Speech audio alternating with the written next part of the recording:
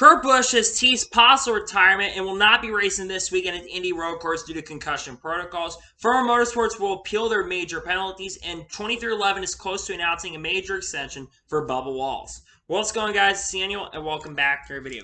We got a ton of NASCAR and other motorsports stories discussed here today on the channel. Let's go ahead and just jump straight into those really quickly. We're going to go ahead and start our paint schemes and sponsorship news first. Let's jump into those really quickly.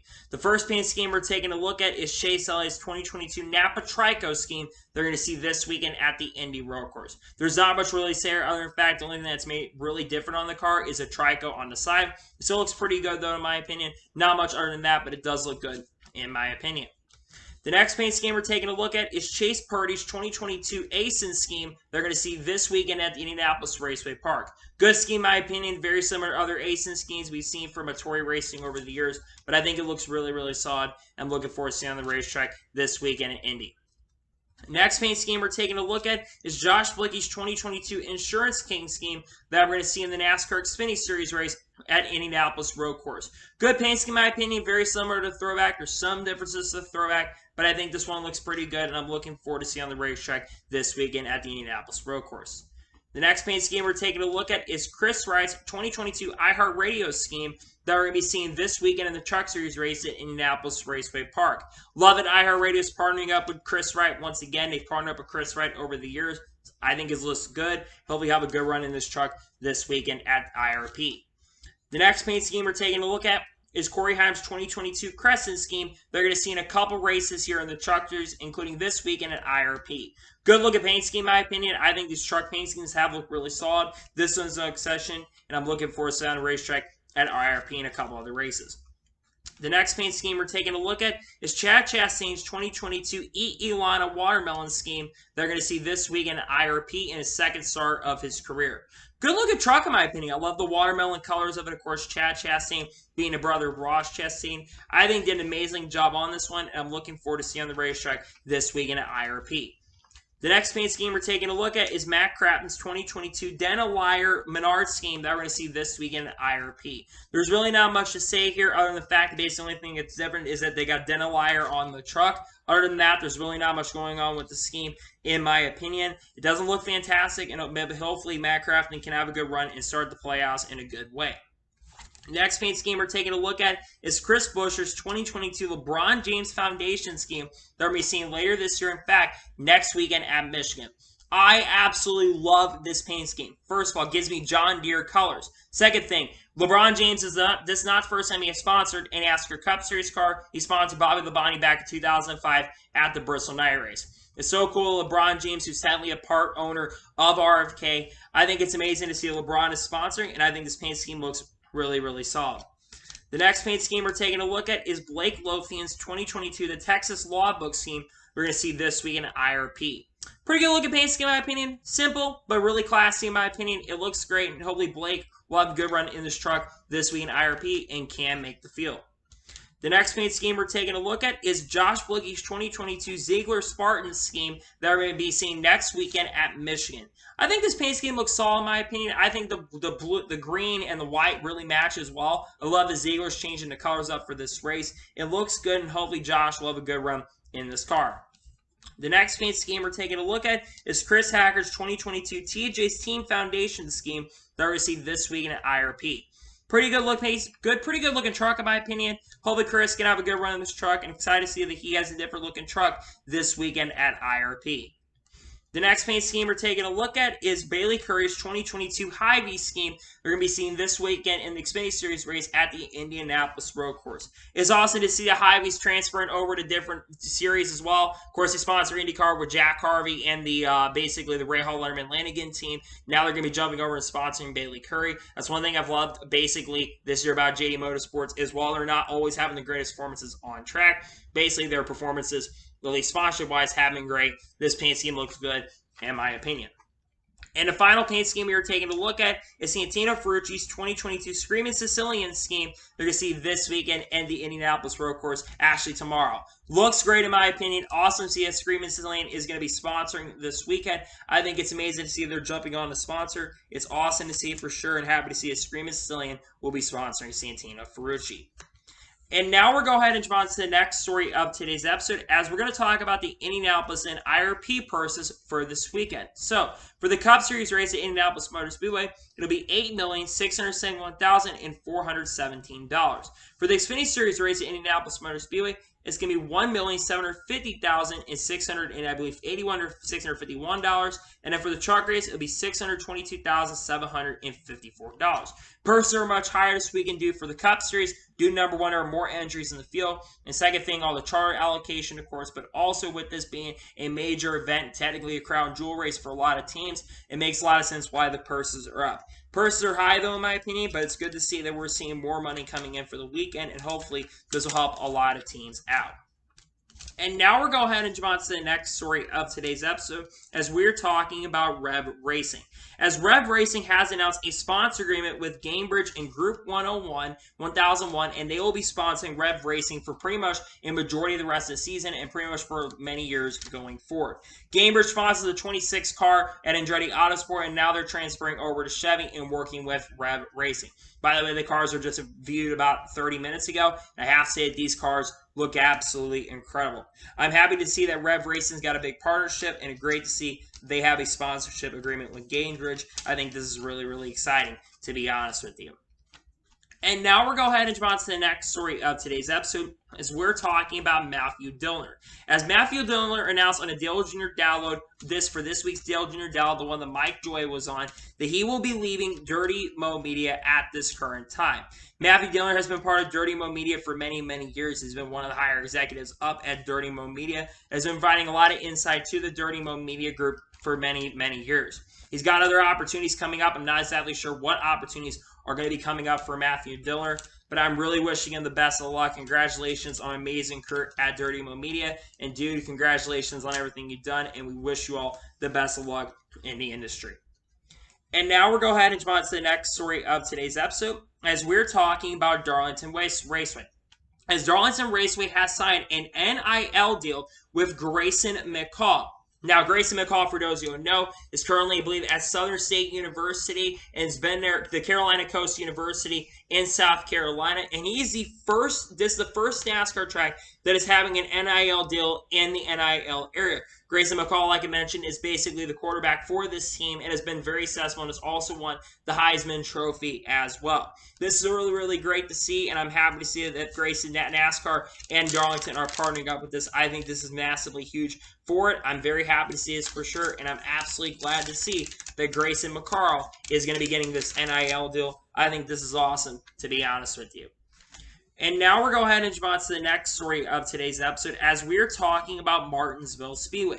As it was revealed today by multiple reporters, including Dustin Long and Bob Pockers, that Martinsville Speedway is going to be removing seats in Turn 1 and Turn 2 in some of the sections of the grandstands. I'm not entirely sure the reason why. My speculation is because there's been some attendance issues, but also maybe there's a big possibility that they're trying to move some stuff more toward the front stretch and not trying to have it all the way around the track. That might be one of my speculative guesses, but also maybe looking on front stretch for basically people to see on TV more, and it looks better on TV. I'm not entirely sure. I think this is something that's really disappointing, though. They do have to remove seats. It really is something that's kind of disappointing. I'm not happy about this, but it is what it is generally, and if they're going to want to go ahead and do this, it's their decision, it's their call if they're going to want to do this. So it's disappointing they have to move seats, but it is what it is. And now we're going to go ahead and jump on to the next story of today's episode, as we're talking about William Byron. Now, when you're watching this, it's the morning after. But earlier today, William Byron's team hauler caught on fire. As they were coming into the racetrack, the hauler that the team currently has for William Byron caught on fire. Now, the car has basically been brought off of the hauler. Luckily, it looks like the car itself that William Byron is driving, which is an Acronis car, is making its debut for the season. There's no damage to the car itself, but they will have a backup hauler ready to go. There has been so much chaos this week in the motorsports industry. It's been so chaotic to see everything going on, and this adds to the cake of everything that's been going on over this past week. I'm glad to see that no one really got hurt from this. I'm glad to see that they can find a way. They have a situation. Hendrick is planning a backup hauler to bring more things out, including a backup car just in case if William Byron wrecks, they do need a backup car for him. So I'm glad to see they have a backup ready to go. Seems like things, at least in that area, have been sorted out, but it's not really good to see this, that basically the hauler caught on fire. And now we're going to go ahead and jump on to the next story of today's episode, as we're going to talk about the Indy broadcast for this weekend for all of the series. Now, there are some pretty interesting additions to some of the broadcasts for this weekend. So James Hinchcliffe, who usually does all the IndyCar broadcasts, he's actually going to be on the Xfinity Series broadcast at Indianapolis Motor Speedway this weekend. Of course, he'll be on the Indianapolis Motor Speedway road course this weekend for the Xfinity Series. I don't remember if Mike Bagley is going to be on there or not, but James Hinchcliffe will be on the Xfinity Series broadcast. I believe this will be the first time that he is commentating an Xfinity Series race or a NASCAR race, if I'm not mistaken. For the Cups, the Indy broadcast, for the IndyCar broadcast, Dale Jr. is actually going to be an analyst for the IndyCar broadcast. I'm really trying to see how Dale Jr., the dynamic of Lee Diffie and Dale Jr. is going to do. Because Dale Jr., he's done some IndyCar commentaries, of course, for the Indianapolis 500, but this will be the first time that he is commentating a road course. And also, Rutledge Wood is also going to be back this weekend, something probably a lot of you are not happy about. But Rutledge Wood is going to be back also this week doing some of that work as well over in that area. No, a lot of people didn't want him back, but he will be back. So that's what's going on this weekend in regards to that, in that situation, and those are some of the broadcast notes for this weekend. And now we'll go ahead and jump on to the next story of today's episode, as we are talking about Akinori Ogata. As it was revealed yesterday that Akinori Ogata will be driving the 13th for MBM Motorsports next weekend at Michigan. Akinori Ogata has made quite a few starts in the Xfinity Series and the Camping World Truck Series for teams that have been associated with Rayum or the MBM Motorsports organization. This will be Akinori Ogata's, I think, third or fourth career start in the series, and of course, he'll have to make it into the show if we see more cars enter than are expected. Of course, 36 cars start the race. I think 38 cars start the race for the Xfinity Series, and so far, I think there's been 36, 37 already confirmed. Now, Akinori had to get approved to run this race from what I remember, and I think they're going to try to have him run at Daytona as well, so we'll see what happens, but I'm wishing him the best of luck. The goal is to make the show, and hopefully he's able to go out there and make the show here at Michigan next weekend. And now we're going ahead and jump on to the next story of today's episode, as we're going to talk about an upcoming muffler test. Now, Bozy Tadaravic, who used to work in NASCAR, does work for the Lexus team in IMSA. He says that there is a muffler test for the next-gen car is planned for the second week of August. The reason that they're doing this muffler test is because of potential sound barriers that it could create. Now, mufflers basically kind of quiet the sound a little bit, but it's not going to really take away from the sound. It just quiets the sound a little bit.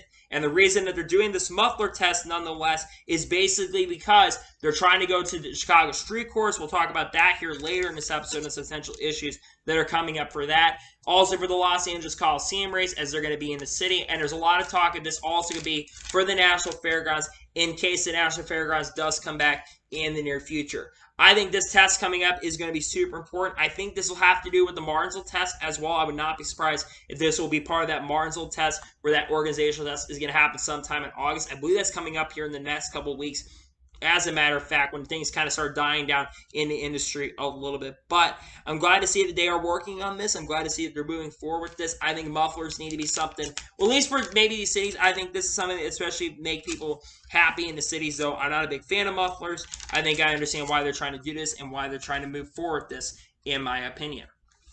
And now we're going to go ahead and jump on to the next story of today's episode, as we're talking about F1 and Las Vegas.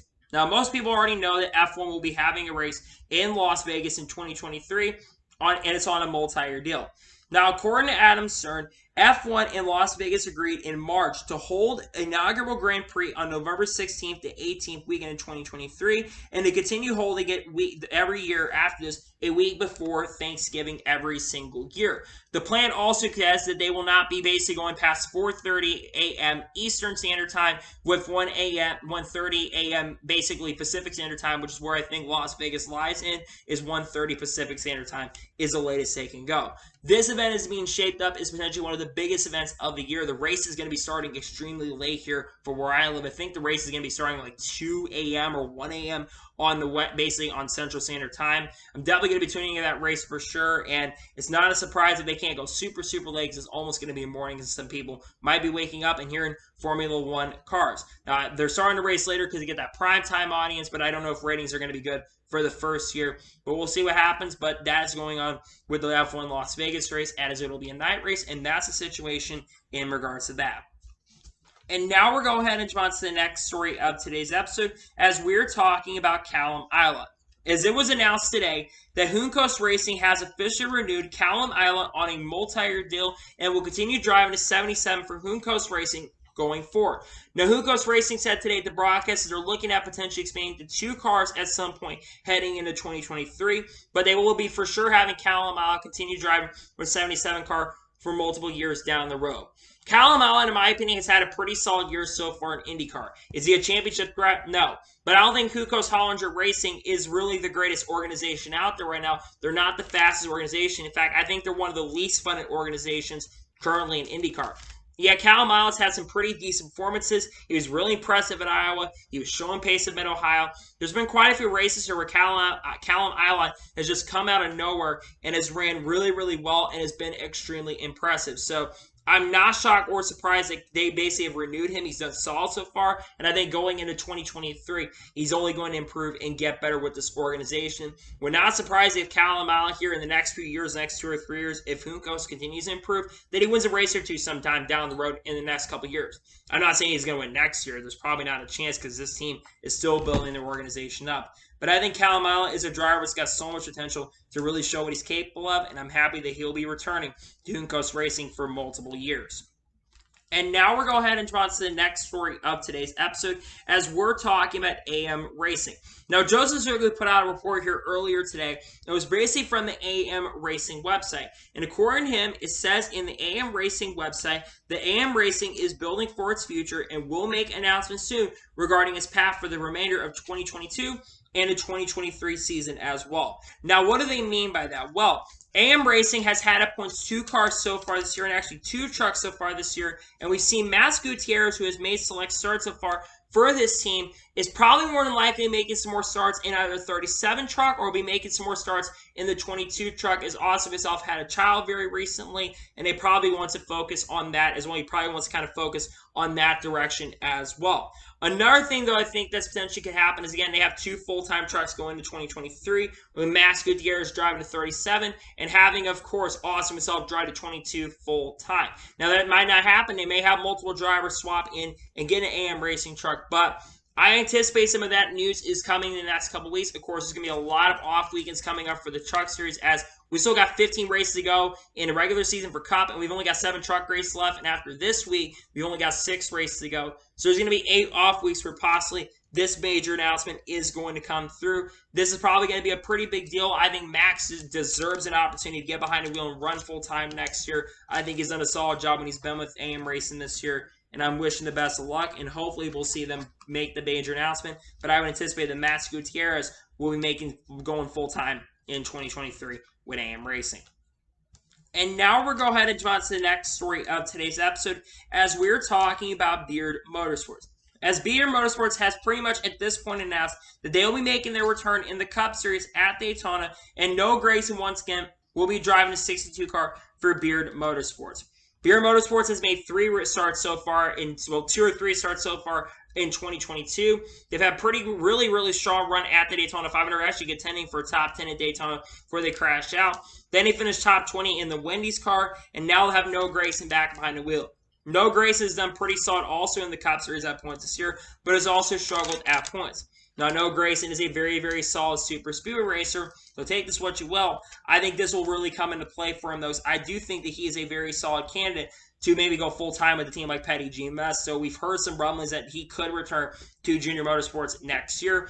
But I think getting more Cup starts is more important, because even if it's for a team that isn't the most competitive team, the more starts you can get with an organization, only the better you're going to get. So I think that this is going to help Noah Gragson, especially on a super speedway craft, especially if he can survive these races. I just have generally been super impressed with Noah Gragson, at least on the Xfinity side, except with this issues with Sage Karam. And I've been impressed with Beard Motorsports. They always put their bags in the basket of the super speedways. But one thing I would definitely love to see in the long term is love to see Beard Motorsports make more starts than just super speedways. I get it's their budget, but I'd love to see them try out and do some more races going forward. We'll see if they decide to make some changes in long term, make some decisions to make some more starts in some of the other series. But I love that Beard Motorsports is going to be back at Daytona, and I'm very happy to see that they'll be back in Daytona. Pretty awesome, to be honest with you. And now we're going ahead and jump on to the next story of today's episode as we're talking about Sebastian Vettel. As Sebastian Vettel announced, he got an Instagram, and he announced this morning that he will be retiring from Formula One at the end of this season. Now, Sebastian Vettel has been in Formula One, I believe, since 2007 or 2008, and has scored 53 career Formula One victories, 4 championships, many, many podiums, and has been a really incredible driver in Formula One. Like I mentioned, one of the youngest drivers to win a championship in Formula One, but he's been in the series for many, many years. And there's been some hints and rumors really all year and even last year at some points that he was going to retire from Formula One. So it is very sad and disappointing that he is going to retire in Formula One because, again, his legacy is going to be remembered for many, many years. He's one of the winningest drivers in the history of Formula One. In fact, I think he's in the top 5 winningest drivers in Formula One history. And just all the success that he really had in his career needs to get a lot of praise for it. I think Sebastian is a really talented and a really great driver. And man, congratulations on an incredible career in Formula One. Is it sad that he is going to retirement? Yes, absolutely. But I think that him going to retirement, I think that he'll try and maybe come and do some other forms of racing. And I think it's great that at least he's going to be ending it after this year and finishing his year in Formula One. He's done really solid so far in Formula One this year. He's had it, well, not solid, but I think that there's been some points where the team has shown some improvements, and Sebastian's been a really solid driver since the beginning of his career, and we'll see what he does after this year. I think more than likely his replacement is going to probably be Oscar Piastri. That's probably his replacement is going to be going into next year, but we'll wait and see what happens. But congratulations, Sebastian, on an incredible career in Formula One. You deserve it, and hope you get the praise that you deserve for everything that you've done for Formula One. And now we're going to go ahead and jump on to the next story of today's episode, as we're going to talk about Chicago Street Course. Now, we've been talking about Chicago Street Course on this channel here for the last couple weeks, and the reason is because the Chicago Street Course is officially going to be happening in 2023 on the July 4th weekend. From the 4th to 6th weekend is when the racing is going to take place. Now, there has been an update in regards to that, and basically today in an article that was revealed, it says that the NASCAR race will close Grant Park from June 22nd to the July 5th weekend. Now, there has absolutely been a lot of backlash toward this article. A lot of people in Chicago are not a big fan of this race, and it seems like there's been a lot of people that have been giving a ton of backlash toward this race. This is not good for those who really want this event to go down. Now, this event is planned to go down, but I'm not sure if it's already been signed into place or not. It might have already been signed at this point. We really don't know. But I really do believe the Chicago Street Course event, I think there's a good chance it still goes down. But if this event kind of falls through and things don't go in the right direction long term, I know that some people have been saying they want it in Chicago, others saying they don't. If this event kind of goes in the wrong direction, we lose it. You know, there's a perfectly good track in Chicago, in the Chicagoland area in Joliet, that really would be a great track to fit. But think about this race as well. I'm very intrigued to see how the race is going to go. Am I excited for it? No, because we lose Road America over it. It's a shame that we got to lose Road America over the Chicago Street Course race. That may still not even happen if people basically disagree. And there's an election coming up here in the next couple months. And let's be honest, Lori Lightfoot is not the most popular individual in Chicago. So we're going to see long term and wait what happens in regards to that. But man, I'm not shocked or surprised that there's a lot of backlash from a lot of people, and they're closing off parks as well. This could lead to something much, much bigger long term, but we're just going to have to wait and see what happens in regards to this situation. And now we're going to go ahead and jump on to the next story of today's episode, as we're talking about Camping World. As it was announced last night around 7 p.m. Central Standard Time that Camping World is going to be ending its sponsor retirement with the Camping World Truck Series at the conclusion of the 2022 season.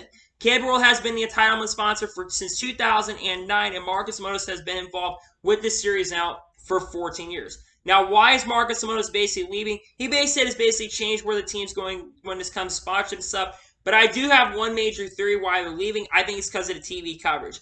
Honestly, the TV coverage has just been horrendous this year with Fox. I think that's a major factor into why. There was some drama between journalists Jeff Gluck, Jordan Bianchi, who were up against Marcus Lemonis, who were not told exactly what was going on, because Marcus really said, no, we're not making any changes there. And they basically said they announced this. But the fact that Camping World is leaving is definitely disappointing, because it's been part of the Truck Series for many, many years, but I'm not surprised that they are leaving, considering there's been some rumblings about Camping World leaving the Truck Series. They tried to get it renewed to return, but there's been a lot of question about it over the last few weeks, and they've basically said Marcus Lemonis said on Sirius XM that they've had the decision plan for 6 weeks now. So I'm not shocked or surprised that they're leaving. It's disappointing that a major entitlement sponsor has been involved in a series that has helped a lot of drivers out, and things that they've done for the sport have been really, really great. But it's not a surprise when there's a lot of things wrong with this truck series itself, and there's a lot of issues with the truck series to begin with that really do need to be fixed, especially when it comes to officiating and all that kind of stuff. Something that does need to be addressed, and maybe we'll get to see more of that addressed long term. But this is something definitely to watch. And I think this, and going to replacement as well, Craftsman is rumored to replace. I think Craftsman will end up being the sponsor that replaces it. That's been the rumor one. I think Craftsman ends up replacing it because they said they're very close to announcing a deal for that next year. It looks like Craftsman will be back sponsoring for the first time since 2008. Good to see if they're coming back, most likely, but it's probably disappointing that we're losing an entitlement sponsor with a track that's been doing it for a very, very long time. And now we're going to go ahead and jump on to the next story of today's episode, as we're talking about Richard Childress Racing. Now, Richard Childress Racing put out a tweet here yesterday, teasing an announcement that is going to be coming on August 2nd, so next Tuesday, which, funny fact, this year we moved into our new house. August 2nd, 2022, there's going to be a major announcement coming. If we take a look at the silhouette, it's really, really obvious. Now, what is going on here? Well, it's very obvious what's going on. Austin Hill will be making some Cup Series starts, whether that's in 2022 or 2023, that is to be determined. But he'll be looking like Austin will be making some select Cup Series starts here in the near future. Now, what are the potential possibilities of this? There are 2 to 3 potential possibilities. Number one, he goes part-time in 2023 and drives a third Richard Childress Racing car, and number 30 or 31 perhaps, or even 33 comes back, and they run that. Option number 2, he goes full-time in the A car in 2023, and Tyler Reddick leaves a year early. Option number 3 is it could be a split car between Sheldon Creed and Austin Hill. My assumption and thing is that I think it's going to be at least a part-time car for now for 2022. I still think, because Richard Childress has basically said that they're going to honor the contract, and he basically said that they're not happy about it, but says he's going to try to honor the contract with Tyler Reddick and let him finish the deal. So I don't think it's going to be full-time for Austin Hill.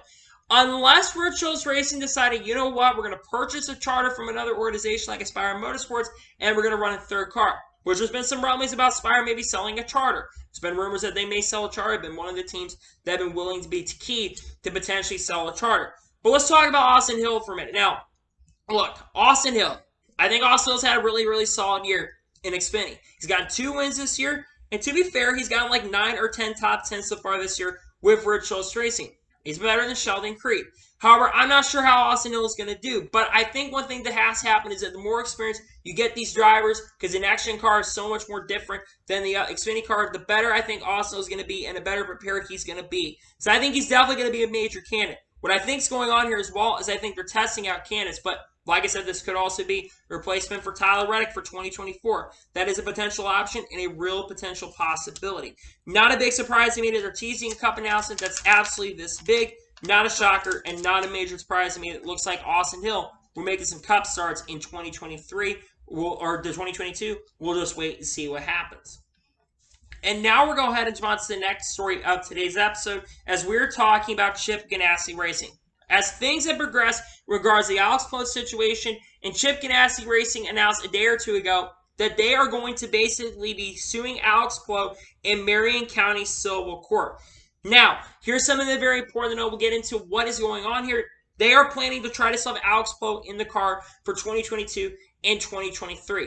Now, today, there's been a major update. Alex Palou has basically said that he'll be driving for McLaren. He basically said, I'm going to be going to McLaren next year. He never said Air McLaren SP, never said the Formula E program. He just said he'll be basically with McLaren in 2023, depending on how this lawsuit goes. Now, this is not something that's unprecedented. We've seen sometimes where lawsuits have happened. We saw it back in the 1984 Indianapolis 500 and the 2002 Indianapolis 500. But we've never seen basically a lawsuit go as crazy as this. And the biggest reason is because you got Alex Palou basically claiming he's going to one team and a team basically saying that they haven't. And that's why they're basically appealing and basically saying, and well, we're basically going to send it to court. This is something that many in the industry that have been around the IndyCar paddock, many industry have believed there's been a very big possibility that this was going to happen. So to a lot of people, it's not a major surprise. And there's also a possibility with the whole, basically, his agency and stuff, there may be also eventually soon because of that YouTube channel, which I didn't really get into much of that YouTube channel, but it was discovered by multiple YouTubers like Jarrett Lundberg, David Landon, Austin Ganassi. They basically discovered that there was a YouTube channel that basically had been bought for bots and stuff, and you really can't do that, in my opinion. You basically can't do that because that's illegal in the YouTube service, and they got caught for that, and the channel basically got caught by multiple YouTubers on that front. It was just a really shady situation. We'll see who wins in the case. Alspo may win, but there's a very good chance, a possibility that he could drive for Ganassi next year, but it seems like for many in the industry, they're leaning toward a very big possibility of no, he's probably not going to be driving for Ganassi next year, which will be very disappointing. But again, it's not a surprise. They've sued. There's a lot of people to talk about a situation that can explain this a lot better. There'll probably be other videos. I might link in the description, who knows? But you definitely should check out other videos from like David Land explaining the situation that is going on in IndyCar right now. And now we're going to go ahead and jump on to the next story of today's episode, as we're going to talk about Kurt Busch and Ty Gibbs. Now, we're going to be talking about Kurt Busch here in the later portion episode as well. But Kurt Busch, once again, for those of you who have not been following the story, Kurt Busch was out at Pocono due to concussion-like symptoms after getting involved in a qualifying wreck. Kurt Busch had basically gotten loose into the corner and spun out and brought in during qualifying, in the final round of qualifying, and got into the outside wall. Now, according to NASCAR, the hit was 25 Gs, but Kurt Busch suffered concussion-like symptoms and missed Pocono, and Ty Gibbs made his debut. And Kurt Busch thought he'd be racing this weekend. However, it was announced a day or two ago that Kurt Busch is not medically cleared to race at the Indianapolis road course and be looking to get his health better. And once again, for the second race in a row, Ty Gibbs is going to be in the 45 car. First of all, I want to say one thing really quickly here. My prayers and condolences do go out to Kurt Busch, and I'm sending prayers and hoping for a very speedy recovery for Kurt. I'd love to see Kurt back in the car, but I think your health is super important. You need to take care of your health and follow NASCAR's guidelines and really follow those guidelines right there. Second thing, though, is talk about Ty Gibbs for a minute before I transition over to Kurt Busch. This is going to be a second start for Ty Gibbs, and I think Ty Gibbs is only going to get better. Ty Gibbs made his debut across the finish line 18th, but was credited with 16th place finish after Denny Hamlin and Kyle Busch post-race inspection. And now he has the potential to learn a lot more. And I think Ty Gibbs is only going to get better in his second run. The fact that he learned as quickly, remember, he did not have any time in the car. He's going to have so much more time in the next-gen car, and I think he's going to improve. Now, I want people to understand, I don't want you going in this race expecting that he is going to win. Trust me, I'm not saying he's going to win. But I think there's a good possibility that he could get maybe a top 15 or a top 20. Let's be realistic. Ty Gibbs is young, but I think that this is great for experience for him. And he may make more starts depending on what's going on with Kurt Busch. Now, transitioning over to Kurt Busch, like I said, wishing for a speedy recovery for Kurt. He'll probably be with the team, at least at the racetrack. He's probably going to be at the racetrack helping the team out and probably coaching Ty Gibbs as well. But this could lead to something that we're going to talk about in a little bit, and this could lead to potential major issues because concussion is something that do need to be taken seriously. So I'm glad that Kurt is taking the major precautions right here and really following the steps for major precautions with the team. I think this is really important, and we'll talk about why this could lead to some major problems here in a little bit. And now we're going to jump on to the first of three major stories in today's episode as we're talking about Bubba Wallace. Now, there was a 4-minute wrap-up thing that the PRN podcast, people do the Run PRN, basically put out today on their page.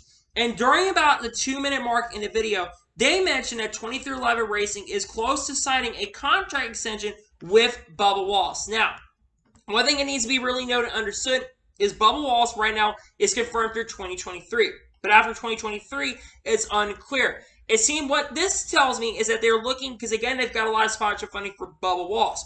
And what this tells me is they're looking at probably going through like 2025, 2026 at least for the next couple of years, they're going to keep Bubba on a team after 2023. You also have to think that 2311 Racing also at the time, they're starting to really show major signs of improvement, especially in the Bubba Wallace camp. Bubba Wallace has had an 8.3 finish the last 3 races, and for the first time in his Cup Series career, got back-to-back top 10s. And you look at generally speed that Bubba Wallace has had this year. He's currently sitting 21st in the regular season points for now, which is way better than he was a couple of weeks ago. But Bubba Wallace has been probably a 16th or 17th place driver most of this year on speed, and probably should have a lot more top 10s and top 5s this year. Now, I also anticipate that this weekend coming up, he will have the 45 cars pit crew once again for the second race in a row. SCAR will once again miss another weekend. Now, like I mentioned with Bubba Wallace, I think Bubba Wallace has been absolutely improving. I do want to start seeing win some races, though, but when you look at Bubba Wallace as a driver, when you bring him a sponsorship and funding as he has, and with all the bad luck he's had, I think that you got to give him another chance. And again, he's been a playoff caliber driver this year. Not a driver can make the playoffs on points, but a driver is capable to win. And it's not out of the realm possibility for the end of this year that Bubba Wallace is a driver that's going to absolutely potentially win. I think there's a good possibility that Bubba Wallace could win a race or two before the playoffs start. I really think that Bubba Wallace has that potential to get a couple wins before the playoffs start. I know that's kind of crazy because Bubba Wallace hasn't proven that so far, but I think he's got potential to get it done. He's got to prove on the road courses, though. It's one thing he really does have to prove on. But look at tracks like Michigan, where he's been historically great in the Truck Series. Daytona, where he's been one of the best super speed racers out there. Other types of tracks where he's been great. Now, going into 2023, the goal is to improve on the 2022 stats and continue to improve as a driver in the NASCAR Cup Series, which I think he's been doing this year. He's been getting faster and faster. Just like last year, he started off kind of rough, and then he improved. Started off this year kind of rough, has absolutely improved, and I think he's been just more consistent. He's more consistent improvement, finishing more races. All he's going to have to do heading into 2023 and continue to improve as a driver in the series, which I think he's been absolutely doing that. He's been doing great so far this year. Well, he's not doing great this year, but he's been absolutely improving, and I think that they got to keep him around for a long term, especially if he's going to help the team with sponsorship funding. He absolutely deserves his contract extension, in my honest opinion. And now we're going to move on to the next story of today's episode, as we're talking about Front Row Motorsports. Now, if you've been following the channel very, very closely, been following the storylines in the NASCAR industry, you know that Front Row Motorsports this past week was handed major penalties, a 100-point penalty for Michael McDowell, 100 owner point penalties for Michael McDowell, 10 playoff point penalty, and Blake Harris has been suspended for 4 races and $100,000. Well, Front Row Motorsports, with no surprise, they basically are going to appeal these penalties. Now, what exactly did Front Row Motorsports do? NASCAR never really entirely came out and exactly said what they did. It's very similar to the Brad Keselowski situation. But basically, what a lot of people think, including Bozy Tatarevic, they think they messed with the body sealers on the car, and they're basically trying to seal the bodies in and in the rims as well, which is something that you cannot do. NASCAR in this past week or so has been more and more coming out and basically penalizing drivers a lot harder. You look back at Petty GMS. Both teams received 35-point penalties and pretty big fines, and the 2 crew chiefs, Joey Cohan and Dave Ellens, had to basically step out of the car and basically not crew chief because basically they got handed major penalties, 35 points, L1 penalty. Kyle Busch, Denny Hamlin both got penalized basically for messing with the front fence. He had tape on the car and got disqualified and finished in the back. And then, of course, with this situation, Michael McDowell, 100-point penalty. They will be, though, like I said, appealing the penalties, and they will have all of everybody there for the week. Now, how long do I think it'll be till their appeal happens? It'll probably be a couple weeks' time because, again, when it comes to this, I think it took Brad Keselowski and their team a little bit. And I will say this, I will give Front Row Motorsports a lot of props for trying to basically appeal these penalties because this is a massive penalty, and it really could derail your season. However, I am not anticipating them winning this appeal, and here's why. Like I said, Brad Keselowski, he did the same thing and tried to appeal the penalties, but NASCAR basically did not reduce any penalties. Now, could NASCAR potentially reduce penalties for Michael McDowell and not do it for Brad Keselowski? It's very, very possible. NASCAR is historically known to not basically do some reductions to some drivers and not reduce other penalties as well. Look at Mike Harmon Racing. They got their penalty basically reduced. Then also Keselowski's and RFK Racing didn't get penalized as well. But you also talk about consistency as well when it comes to penalties. NASCAR does need to find a way to be a little more consistent with their penalties, and for whatever reason, what seems like, I don't know why, but it seems like they've been a little bit inconsistent when it comes to what deserves a penalty, a major penalty, and what doesn't deserve a major penalty as well. Overall, though, in my honest opinion, it's good to see a Front Row is appealing, and I think this is a pretty big beacon for Michael McDowell, where not only he can make up many points because, again, he's a really strong road course racer, but also he potentially could steal a victory here as well and get a win there. He's been really good at road courses and has been having a career year. It is such a shame that a big penalty like this has really derailed their season after such a great start to the year. It seems like their season has really come to a halt, which is very disappointing and really sad. But again, it's not a major surprise, and I'm not shocked, to be honest, they basically have had these major penalties come up, and it's disappointing, and maybe their season will be derailed. I really hope that doesn't happen, but there's a good chance their season might have unfortunately been derailed. And now we're going to go ahead and jump on to the final major story of today's episode, as we're talking about Kurt Busch. Now, we have talked about Kurt Busch and potential retirement here on this channel a couple of times. And we've kind of got a little more update on the situation. We've already talked about Kurt Busch is going to be missing another race due to basically him having concussion-like symptoms. And many people in the industry theorize that there is a very big possibility Kurt Busch could retire as early as after this year and may not even race into 2023. Dale Jr. said on the Dale Jr. download this past week, he says that the concussions that Kurt Busch had could lead to very early retirement. And let's also not forget that Kurt Busch was on CBS this morning. We talked about this already, that he headed toward a possible retirement, based saying that next year could be my last year. But we go back to that situation with Dale Jr. If anyone's going to know about the situation with concussions, it's Dale Jr. And I think a lot of Kurt Busch fans are starting to feel like Dale Jr. fans. Back in 2016, Dale Jr. already had two major instances of concussions back in 2002 and 2012. But in 2016, Dale Jr., after suffering kind of a very similar hit that Kurt Busch suffered at Pocono at Michigan in 2016, Dale Jr. basically missed the rest of the season. And when he came back to the Cup Series, he never really was the same after that hit. Now, Dale Jr. had taken many hits in a row and already had concussion-like symptoms. Another major thing to note is that Kurt Busch is also not getting any younger as well. Kurt Busch is going to be turning 44 on August 4th. So about a week from now, a week from today, a week from yesterday, as a matter of fact, when you're watching this, he'll be turning 44 years old. So he's not getting any younger. And these concussions are probably going to be something that really affects Kurt Busch. And I would not be surprised if Kurt Busch's performance isn't as great. And every single year, Kurt Busch's average finish has been really going down.